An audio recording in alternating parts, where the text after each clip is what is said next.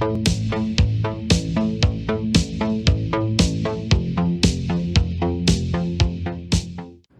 running the tail sweep without the scrubber will cause the tail sweep to wear down. You want to simply replace the scrubbers when they wear off. You simply would just insert the scrubber on here. Otherwise this is going to wear down. It's not going to work effectively without it. This just slides onto the tail like this.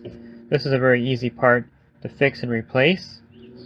If you were going to replace the sweep hose on back, or the tail, you would just take this clip off, and then you would put a new clip on. I'll show you how to do that right now. It's pretty easy. To get the clip off the tail is very easy. Just get a pair of pliers. Simply pull on the inside part here, and it should snap off. It may break if it's old. You're going to put a new clip on anyway.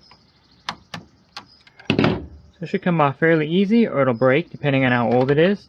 Then you'll take this part and pull on it.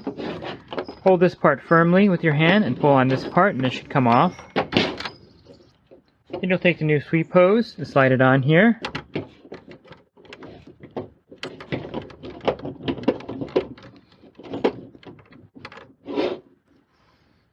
You take the new clip. You want to push down firmly here like this. Just make sure you have the clip on firmly, otherwise this tail may come off.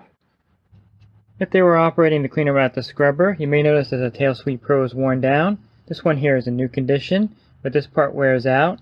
Simply pull it off here like this, and then attach a new tail sweep pro, and then attach a scrubber to it. Leslie's Pool Supplies has been do-it-yourselfers and pool trade professionals' trusted partner since 1963, providing quality products and services to make pool care easy and solutions and expertise to do it right.